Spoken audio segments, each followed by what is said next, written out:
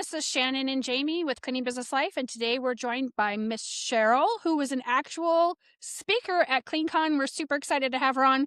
Welcome, Cheryl. Hi.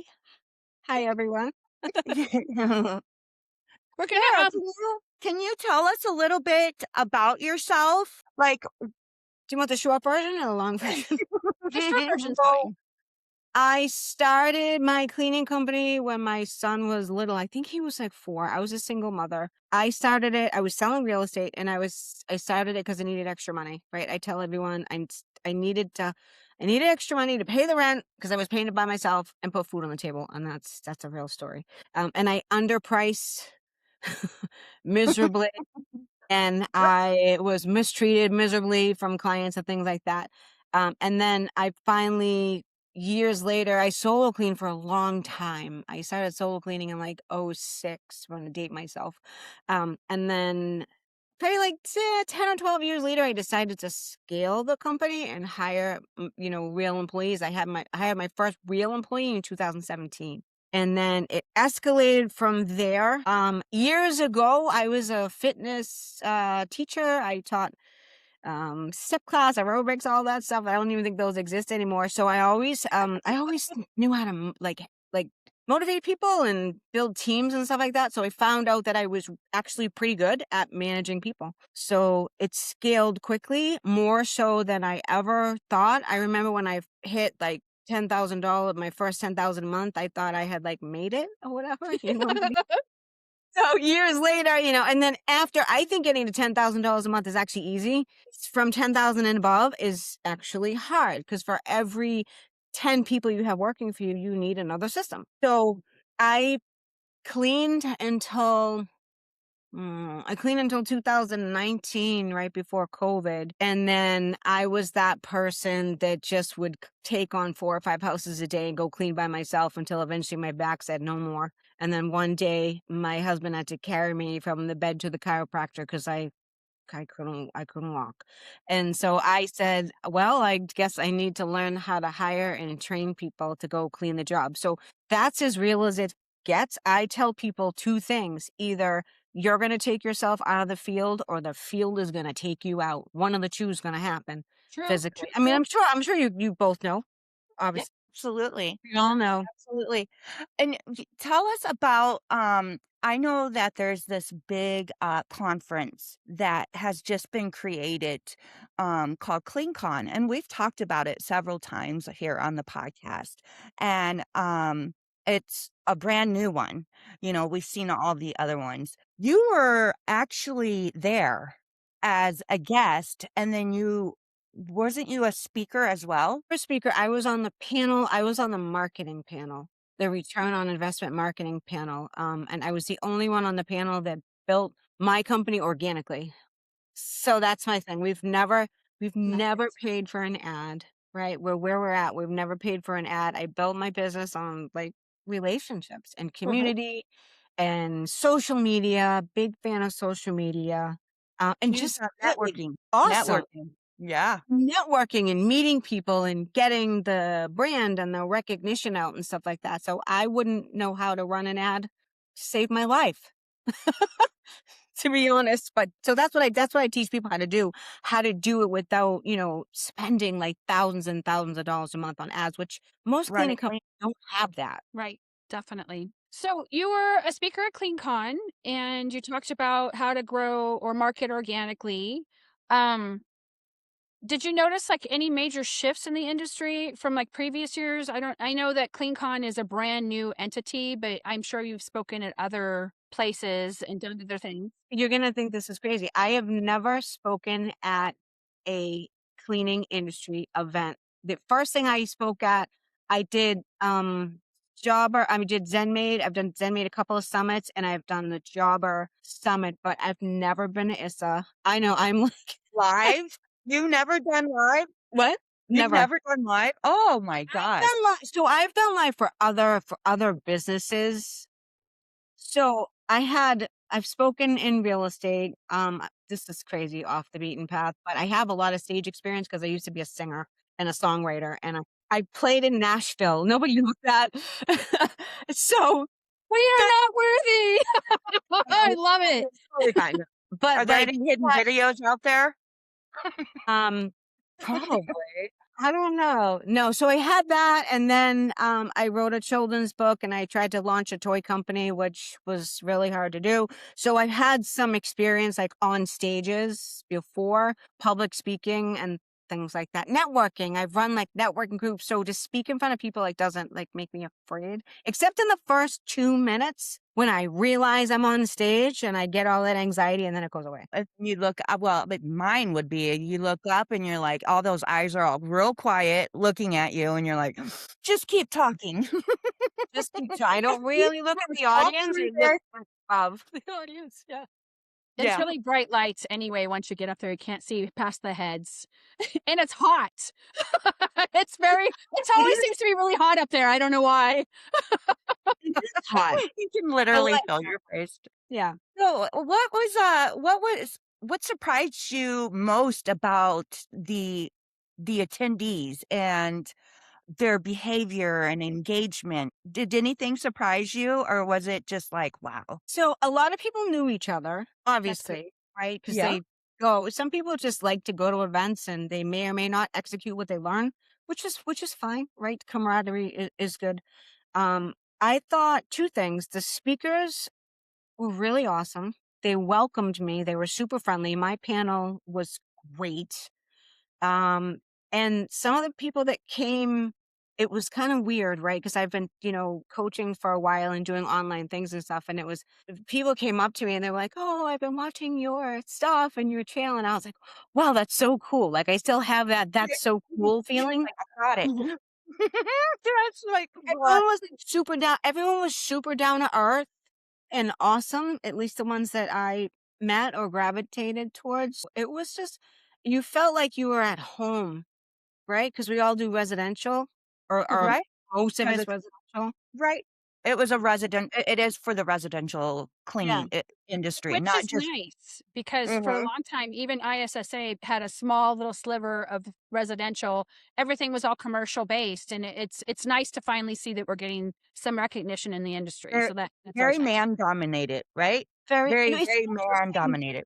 Well, male dominated for, like, janitorial, but, like, the residential market, like, that's dominated by women. It is. That's it.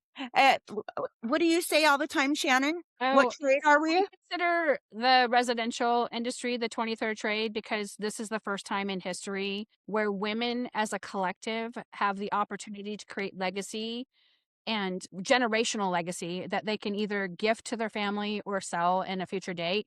This is the first time I've ever seen more millionaires in this industry ever. And it makes me excited to be part of it and to like be here and do this type of thing and see where we're going. And I just love it. Because Really cool. it's a hard business. It's a hard It business is a hard business.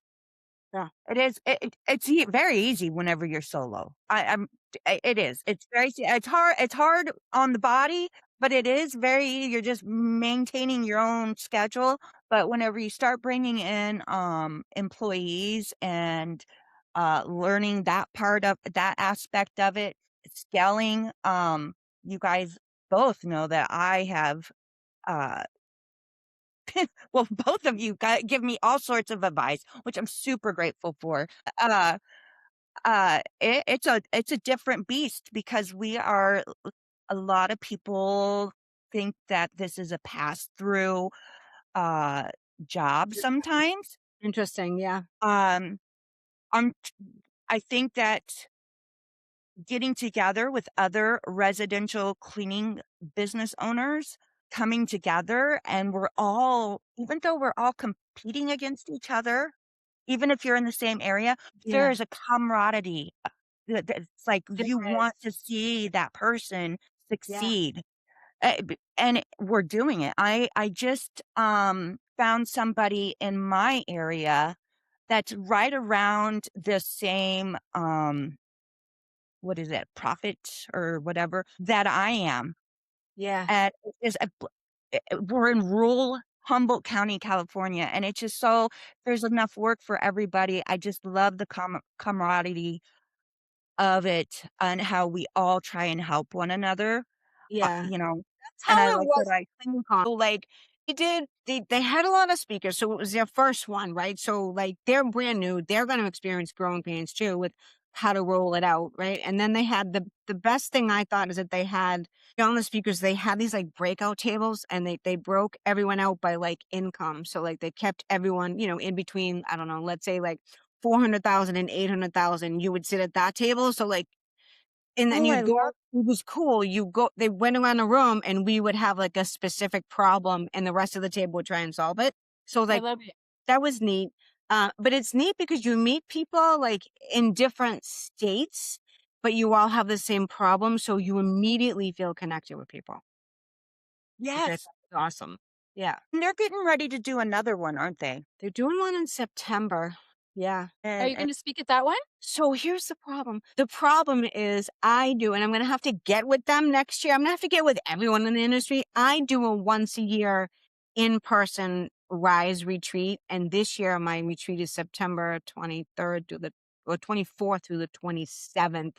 So for me to get on a plane and be in Texas the 28th, I might have rocks in my head.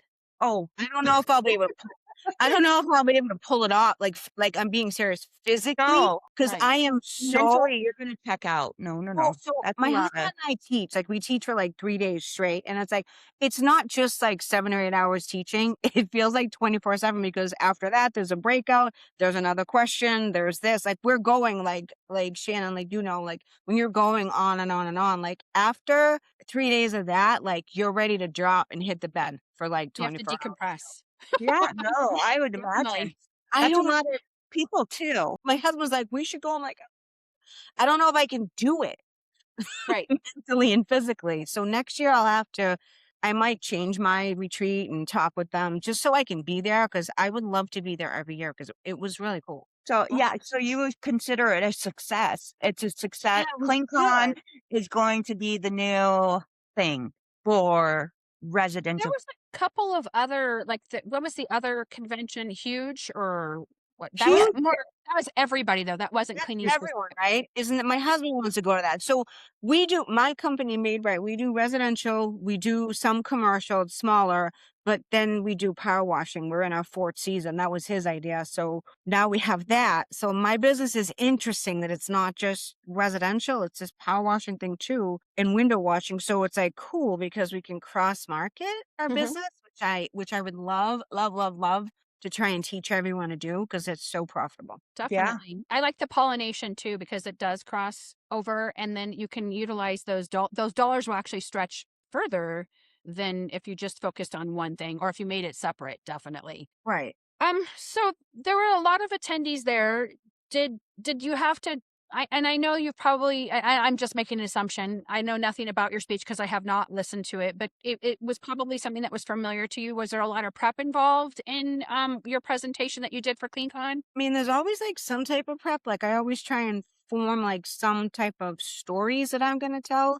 So like Drew, he's the one that, contacted me and he's like, we want to have you on it was, I forget the name, it was like ROI, return on investment marketing. And then there were three guys up there that all did. One guy's Ray Malasky, who's super talented. He does, I like Ray. he's great. He's With the an book. I have those books somewhere. I think I He's do aw too. he's a good down to earth guy. I love down to earth people. I'm very down to earth. He's a very good, like, down to earth person, so he does, like, ads. He helps people scale with that. And there were 2 other guys. One guy was funny as hell. He was from Washington State. What did he I forget his name, but he used to say, "I have the gayest cleaning company in Washington State." He's a riot. I could He's Yay. hilarious. He was I yeah. love it. But they all did, like, heavy ads, so I think they put me on the panel because I had done no ads, Right. I And they love it. wanted to get me your yeah, that's neat. So they so wanted your have me perspective. speak. Yeah, and they were like they would ask and it was like a question, and he would rotate the panel on questions, and they were asking me questions like, "How did you do it?" And I basically was like, "Brand," Mhm. and I was like, "You have to have a solid brand, you have to look different than everyone." Um, the big talk at the conference was AI, and Yeah, it's I'm every 50-50 on AI. I think some of it is good, I think some of it is bad, and I sat up there and I was like, "Do I say this? Do I say this?" And I said to Drew, I'm like, "Can I say this?" And I said, "I think the problem is bad is that everyone is using AI to make their marketing and they all are starting to look the same." Yep. Right. I You can think the problem definitely too. tell. Go ahead. No, I'm just saying you can definitely tell whenever people are using AI for ads, and it is starting to look the same and redundant. It is redundant. It's like everybody doesn't wanna have human contact, so they put a chatbot on there, and you're trying to figure out the vocabulary to get a human. So you try different, like, phrases. You're like, "This worked last time, maybe this," and it really does. It's a cookie cutter thing, and being different and standing out and branding and positioning, it's a lot of work initially, but it does eventually pay off. So if you were to start it a little bit at a time, eventually you'll get to where you need to go. But if you don't start, then it just becomes an overwhelming thing. A lot of people are like, "Oh, my AI chatbot's gonna do all this thing." I'm like, "But nobody wants to talk to a chatbot." We're a Oh, we human industry, right? And so what I said up there, and is I was like, I see everyone doing their cartoon characters for their jobs and for their ads and stuff. It's way too busy. Yes, You look the same as everyone else. And then I always tell everyone, if you look the same as everyone else, price becomes the only differentiator to the client. And you never want to compete on price because it's a race to the bottom. it is a race to the bottom. It is. It's just wild. It's yeah, I guess, but it is gonna be it's like I feel like we're at the cusp of the dot-com boom. I know I'm dating Mhm. myself, but remember how big the dot com, and then the bubble burst and everyone's like, "Ah!" So, um Y2K. Yeah. right, And Y2K, everyone's like, "Oh, it's gonna explode, it's gonna explode." Um, Even Jay is a techie, so we use Quo, right, for our, like, phone, and we have a virtual assistant. We named her Julie, right? It's, like, funny to because sometimes, we can't get to the phone or whatever, and let's be totally honest, it's cheaper than having a real person answer the phone. it is. Right. Sure is. That's where it's gonna go. So I am noticing that most people will talk to it and leave the information, but then if you have older people, they don't like it and they I hang do up. it. No. To hang up my I had receptionist AI on Jobber, Yeah. and I gave it a whirl for a little bit, and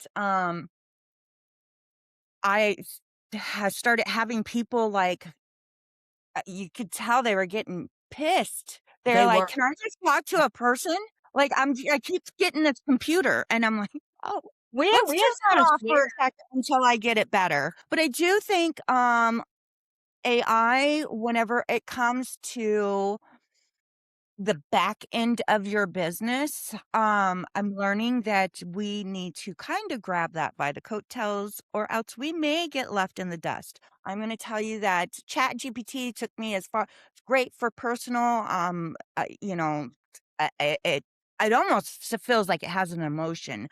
I have been dabbling with Claude for my business part of things and, like, plugging in numbers, uh, from QuickBooks to, no from QuickBooks, Notion, and, Jobber and really, like, building out I'm like, where is the disconnect? What am I doing wrong?" And it's like building out a workflow for me almost, like and it's like, "Whoa," and always I always, probably get a hold of you guys to make sure that these things are okay Well, before that's what I'm they're just like, saying. "Let's implement this." You know what I I'm don't saying? think "Let's they're saying implement this," and then it's like, and you guys know that I use Erica, she's my bookkeeper as well as my map coach, and, I will say Claude took it,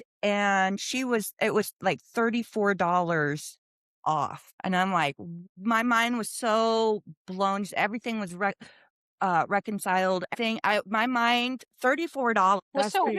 I'm with like, there was CleanCon, nothing was there someone who resonated the most who talked about AI? I mean, we all know it's gonna impact the industry. Was there a specific speaker that really took the dominant field? Everyone was Everyone talking talked about it? AI. I think the only thing, I mean, everyone wants to automate everything, but honestly, I think with the residential business, I think you got to be careful because it's Right. built on it's built on relationships. Like it's totally different than going to clean a building when it's empty. Like you're in people's houses, you're relating with their kids, with their dogs, and you know what I mean? That though I think people need to be careful because I still do in-person estimates and I swear by it. I'm different than all these aggressive, let's run a bunch of ads and not care about the people that are getting on our schedule. Right? I'm totally different. But I think that you the residential is about building relationships. You can't Right. do that off site. You have to meet them or you have to have someone to go and meet them and build a relationship. Like, I mean, I close really high numbers because I go in person. Right. I don't Yep. think you can replace that. No, because people want a connection because we're still very Yeah. much a You're in human-based their industry. house. Right. So, with the CleanCon convention, I mean, I'm sure you got to catch other people's talks. Was there, besides your own talk, was there another one that really resonated with you? Is there a favorite? Well, I love the keynote. He Mhm. was very I was, like, really bummed I didn't get to see it, but yes, I wanna. he Oh, was Mike? very entertaining. He's a very entertaining keynote speaker. He's very down to earth, profit first. His name's Mike. I don't know how to pronounce his last name. I think I'm Kovitz? probably gonna butcher Malkovich. Mike? Please forgive me if you ever listen to this interview. He was super good. Ray, who's on my panel, was super good. The guy next to me with the gayest cleaning company in Washington, he was super good. I can't remember. He was a riot. He was a riot. What else? I'm trying to think. See, people were speaking while the vendors were on. So, like, you could be walking around and talking to a vendor, which I did. I wanted to see, like, everyone. Like, I'm friends with the whole Zen Maid crew. Like, Stephanie is a friend of mine. Nicole Summerstein, who is the head of marketing over there, actually lives 30 minutes away from me. Oh, So, wow. we're friendly. Yeah, she's like, Do you guys ever meet up? we've met, we've had lunch. We're actually going out again this weekend. So like, they do all like remote, employees, and she just happens to be in Cambridge, which is 40 minutes away from me. So I hang out with them, with their editor. Their editor's done some things for me, like their video editor. So it was like I was hanging out at their booth and I was talking to Molly Moran and Drew. So I was just trying to meet everyone I could because I've never been to an industry event before. Right. I'm just like this lone person over here, like on the East Coast, but like I want to come more and do more things and meet more people. Because I think like when I was at CleanCon, I can say like I felt like I was with my people. That's your tribe. That's what That's it my felt tribe. like.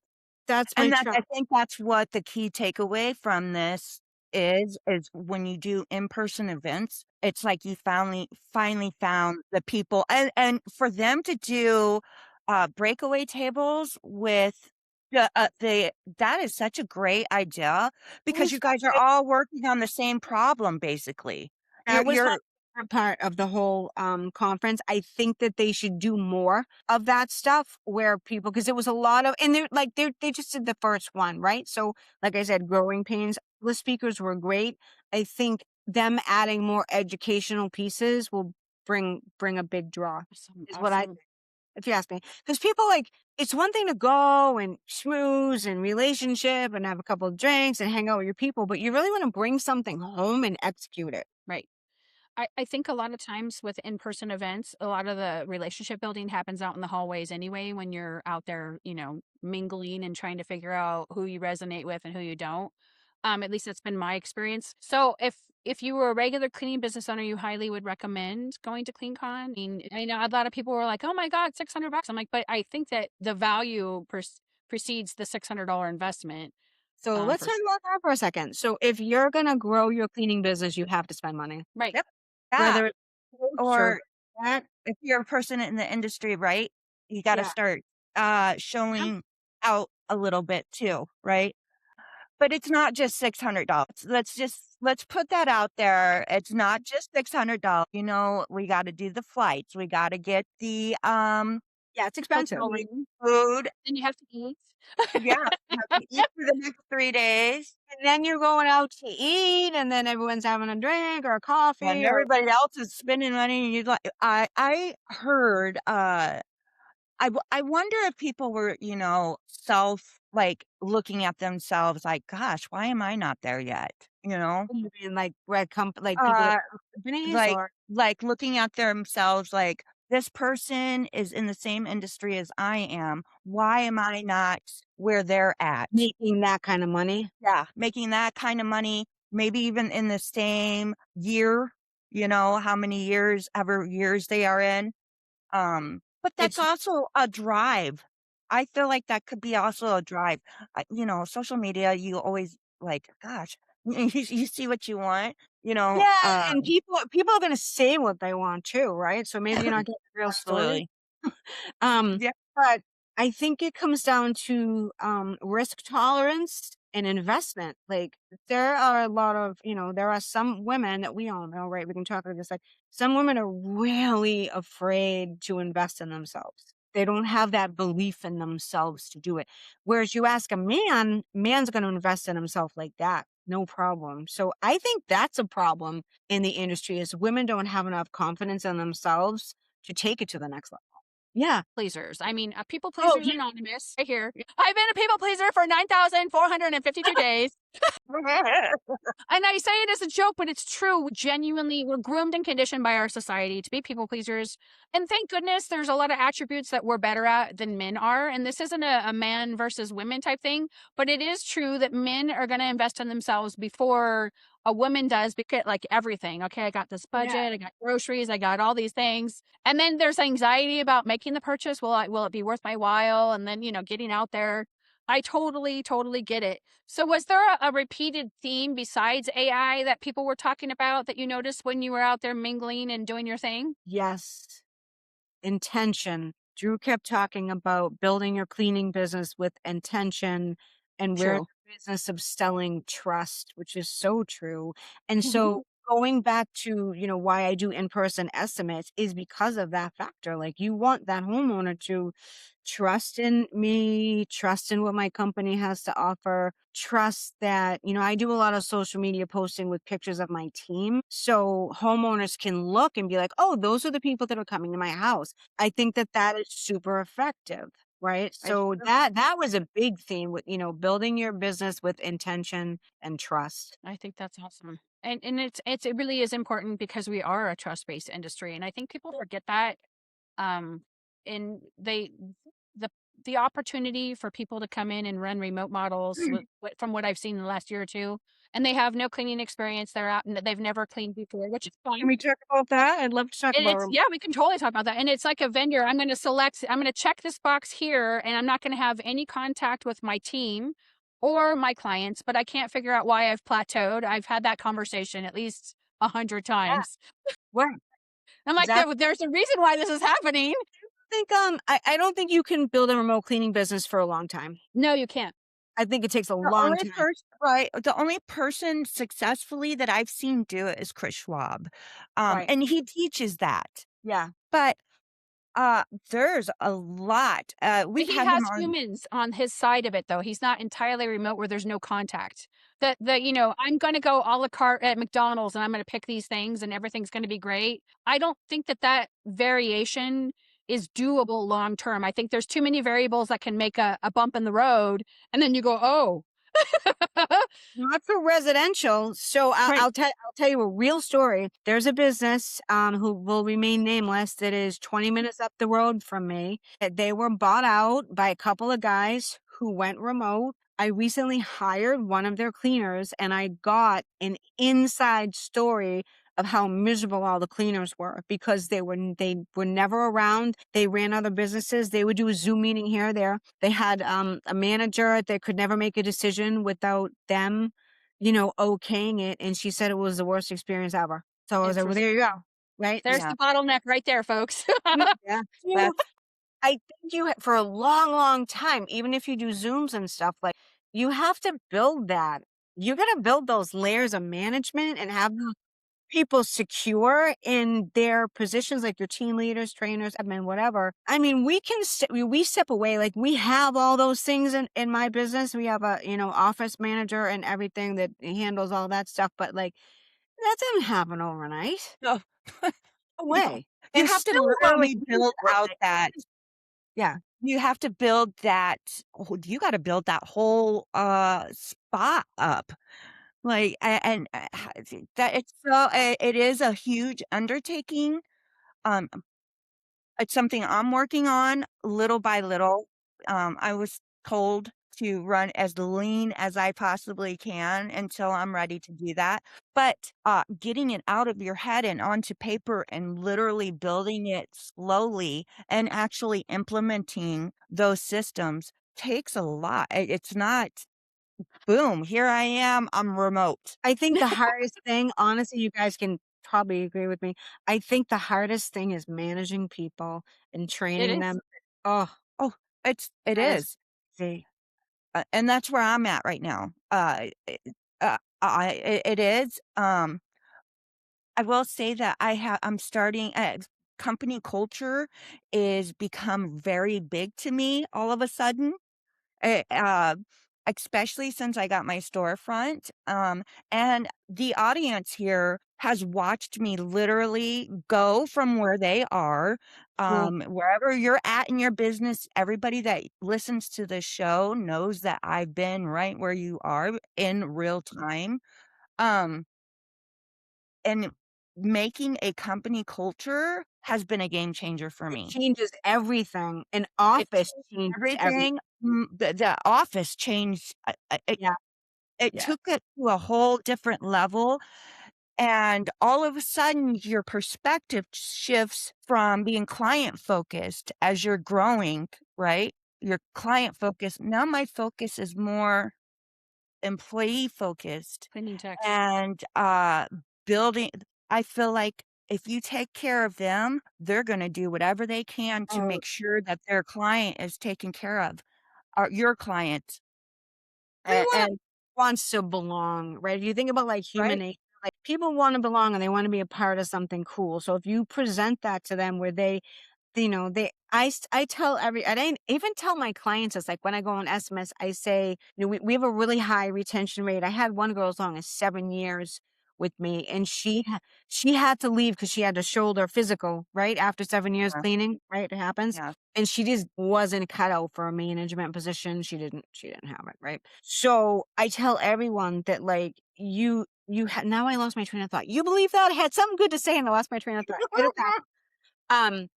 I feel that like you have to take care of your people. So if they feel like they belong, they will go that extra mile for you. And if they feel that you have their back with No, crappy one jobs, crappy clients, stuff like that. Like I always will stand behind them before I'll yeah, stand behind the client. Even yeah. though that sounds kind of crappy, but like they're your people. Like you have to take care of your family. No, Right. yep, because how they do, they take care of you, and we're all trying to get to the one thing. I think this ties back to, what CleanCon was actually made for, is this right here, and being able to talk in a room just like we're talking right now about it. Who is it? Uh, Holly Moore. Holly Moore, she's was she on the panel? I mean, No, not the panel. She's one of the founders. she's the founder. Her Holly, Mer Drew, Larison, and Molly. Molly Moran. Molly Moran. Molly Yeah, Moran. Molly Is she Moran. from New Mexico or something, right? Yeah. Yeah. So, she's awesome. Mhm. She's a great personality. So does Holly. They're all like those 3 are like they're good people. Yeah, Yeah. yeah. I think that's what it was created for, is right here what we're talking about. So I guess my next question would be, and we're seeing a lot of things shift because of AI and digital awareness and internet and everything else. I think they keep trying to take away in-person events and conferences, and I think there'll always be a spot for an in-person event. And you have your own in-person event, Cheryl. And I've seen other people in our industry stop having in-person events because it is expensive and there's a lot of risk Oh, involved. Lord. And right, Yeah. it's a lot of work. You have to reserve spots and you have to fill the room. There's a lot of stuff that goes in behind people when you just show up and go, I'm here. Mhm. Like you She's have no idea what I just did. I mean, they're I think that literally for picking now, out they'll down to the silverware that sits on your table, your drink cups. I mean, literally. Mhm. There's a Yeah. lot so into I it. think that there's It's a lot always more going to work be a than people place. think. Right. Yeah. I can only imagine. Definitely. So you recommend going to CleanCon for I anybody who's new out there? Yeah, I would go. I totally would go. Awesome sauce. Yeah. I love it. I love it. I love it. Now, I always ask this at the end, because we don't get the chance to interface very often. This is the first time meeting you. Do you have any questions for us? Anything you want, except for relationship? I cannot help you with that. What did you say? What? Oh, I Except said, for do you have any questions for us? Have any question? How do you like running a podcast? I love it. We're getting ready to hit episode 200, and the downloads are increasing. I've been monitoring a lot of things on what's going on. As I mentioned before, it's me, myself, and I, and occasionally we have an assistant or a How long podcast have you been editor. doing it? How long have you been doing The the podcast, we're on year number 3, so we started in 2023. So, yeah, 200 episodes, and we're going to keep on going. And it's been an interesting dynamic for sure. I want to have a podcast editor. I tried to do it at the beginning of the year, and I did someone remote, and it was really challenging. The payment spectrum, getting the payment to get over there was really complicated, more than it should have been. I got lost a couple times. So I had to pay twice. I was like, oh. How's your editing? You do it yourself? I do all of the editing myself right Mm. now. Crazy. Site splits it up for you. I'm not endorsed by Riverside at all. And at first I kicked the can down the road because I was like, it was a new platform. I had to learn that. And then they moved some things around, which I hate. Anybody who goes to the grocery store knows that when you go to the grocery store, you want everything to be the same because you don't want to think about it, right? So that's like Jamie, you'll probably agree with that. That's like Jobber right now. Jobber's like updating the crap out of everything, and everything is everywhere, and you can't Right. I'm like, find just it. leave it Like, alone. Just, like, just leave it alone. well, You and don't have it's to do right anything in to the it. middle of the season, the busy season, and it's like, Right, you're like looking for it. It was over here the other day. Where is it now? we do. So I have dropped them up, which is like my fundamental 6-month program. Then I have an elite, and my husband teaches on the elite, like the graduate program, like after where all my rock stars go is like to grow to the next level. This Monday, we're actually doing a Jobber training because mostly everyone's on Jobber that works with me, and they're lost. Yeah, So it's he's going to frustrating. come in and he's going to do one because he's better at it than I am. But I think yeah, that's great. Jamie's actually the when people ask me about Jobber, because I've been on Jobber for over 10 years, but she knows she has the advanced thing. I'm like, just call Jamie. She'll walk you through. I mean, I like it. Like, I like Jobber, but like they've changed so much so fast that I think it's like, hey, give me a heads up before you change anything because or I just one do a minute little my time or right, well, something. and if we had office managers, which I don't, that would have been a shit show. Yeah, That would have been a shit show. I'm still So yeah, I would just put in for what was it that I just put in for? An affiliation or something like that. Yeah, an ambassador or There we go. something with Jobber. So, I'm always putting in for their grants. Sometimes I make it to the second round and then I forget about it and then I drop have out. someone that I coached that won a couple years ago. She won $10,000 grant, Candace. No, kid, that would be the I was like so thrilled. dream. I was like, oh my God, this is awesome. I think that's awesome.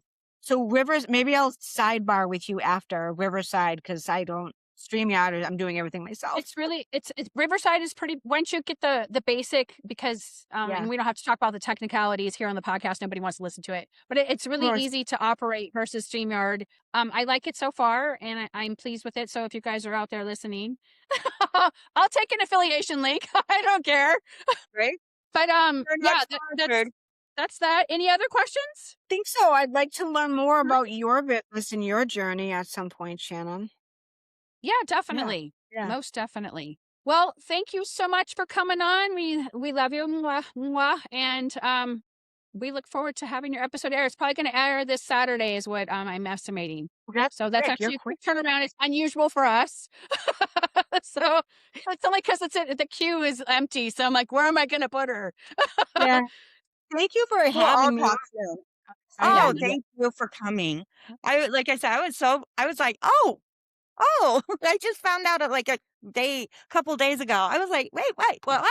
Yesterday, I'm like, wait a minute, Jamie must know about this. Is she going to be on this? So I was like, Well, it's good to see you. It's nice to meet you. Goodbye, you Nice to guys. meet you. Take care. Bye. All right, bye.